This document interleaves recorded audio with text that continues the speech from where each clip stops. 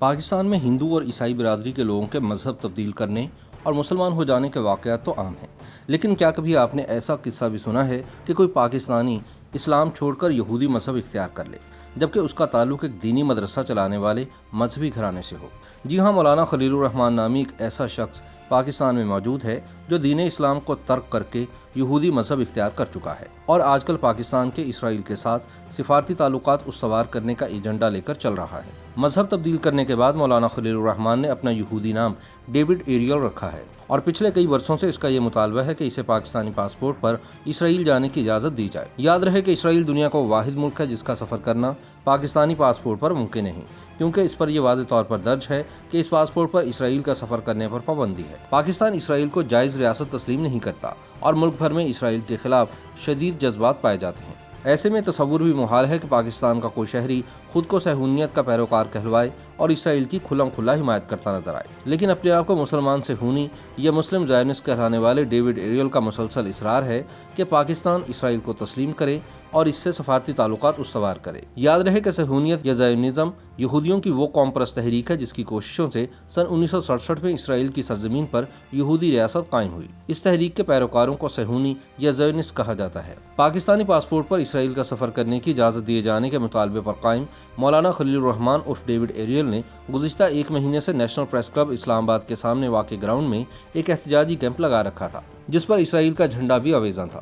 اس جھنڈے کو لے کر مذہبی شدت پسند سخت غصے میں تھے اور کئی مرتبہ اس کیمپ کو اکھاڑنے کی کوشش کر چکے تھے، تاہم پولیس ہمیشہ انہیں ایسا کرنے سے روک دیتی تھی۔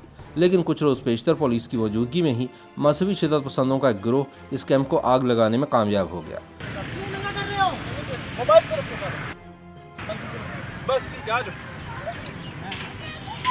پاکستان زندہ باد، نعرہ تکبیر۔ بعد ازاں پولیس نے بھی اسرائیلی جھنڈا لہرانے کے الزام میں ڈیوڈ ایریل کو گرفتار کر کے تھانے منتقل کر دیا۔ تاہم پولیس حراست میں بھی ڈیوڈ ایریل کا مطالبہ ہے کہ وہ پاکستانی پاسپورٹ پر اسرائیل کا سفر کرنا چاہتا ہے، لہذا حکومت پاکستان کو اپنے پاسپورٹ پر اسرائیل سے متعلق پابندی کی تحریر ختم کرنی چاہیے۔ خیال رہے کہ پاکستان اسرائیل کو تسلیم نہیں کرتا، لہذا اس کے ساتھ سفارتی تعلقات نہ ہونے کے باعث اس کے پاسپورٹ پر درج ہے کہ اسرائیل کے سفر کے لیے کارآمد نہیں ہے۔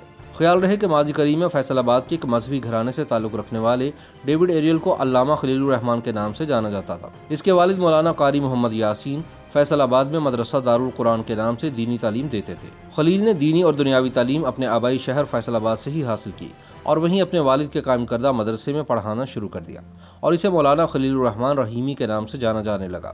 اس کے والد قاری یاسین ایک عزت دار مذہبی شخصیت ہیں اور شہر بھر میں ان کا احترام کیا جاتا ہے۔ وہ خلیل الرحمان کی حرکتوں سے قطعاً خوش نہیں تھے، کیونکہ وہ اکثر کوئی نہ کوئی ایسا کام کر دیتا تھا جسے معاشرے میں انتہائی ناپسندیدہ سمجھا جاتا ہے۔ انہی حرکتوں کی وجہ سے خلیل الرحمان کو اس کے والد نے کچھ سال قبل ملائیشیا بھیج دیا، جہاں وہ ایک مدرسے میں درس و تدریس کا کام کرتا رہا۔ خلیل الرحمان کی سوچ میں تبدیلی بھی وہیں آئی جب اس نے پاکستان اسرائیل الائنس اسلامی تنظیم میں شمولیت اختیار کر لی اور پاکستان اور اسرائیل میں دوستانہ تعلقات کے قیام کے لیے کوششیں شروع کر دی۔ خلیل الرحمان نے تقریباً 2 سال قبل اپنا نام تبدیل کر کے ڈیوڈ ایریل رکھ لیا اور اپنی لمبی داڑھی بھی منڈوا دی۔ خلیل عرف ڈیوڈ کا دعویٰ ہے کہ پاکستان میں ہزاروں ایسے افراد ہیں جو اپنے مقدس مقامات کی زیارت کے لیے اسرائیل جانا چاہتے ہیں۔ اس کا مطالبہ ہے کہ جیسے پاکستانی مسلمان اپنے مقدس مقامات کی زیارات کے لیے مکہ المکرمہ اور مدینہ المنورہ جاتے ہیں، ایسے ہی زائنس کو بھی یروشلم جانے کی اجازت ہونی چاہیے۔ سلامتی ہو میرے پاکستانی بھائیوں، میرا نام ڈیوڈ ایریل ہے۔ میرا پہلے نام تھا مولانا خلیل الرحمان رحیمی، جو میں اپنا عربی نام چھوڑ چکا ہوں، 1.5 سال ہو گیا ہے۔ میں نے اپنا انگلش نیم ہیبرو نیم چوز کر لیا ہے with the blessing of God.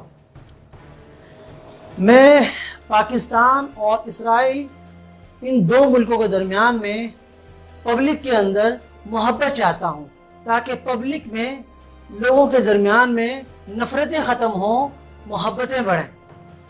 دیکھیے، پاکستان اور اسرائیل دونوں ملک اللہ سے محبت کرنے والے لوگ ہیں۔ پاکستان میں 2 قسم کی سوچ پائی جاتی ہے، ایک ہے نازیزم سوچ، ہٹلر کی سوچ جو جیوش سے نفرت کرتے ہیں، اور ایک ہے زائنسٹ سوچ جو کہتے ہیں کہ اسرائیل اینڈ یروشلم جو ہے وہ اللہ سے محبت کرنے والے ہیں، ان کو بھی جو رائٹس ہیں وہ پورے رائٹس ملنے چاہیے۔ تو آج میں تمام بھائیوں سے یہ درخواست کروں گا کہ ہمارے اس سوچ میں آپ بھی شامل ہوں، اور کوئی ہماری کوئی تنظیم نہیں ہے، کوئی جماعت نہیں ہے جس کو میں پروموٹ کر رہا ہوں، بلکہ ایک سوچ ہے، اس سوچ کو پروموٹ کیا جا رہا ہے۔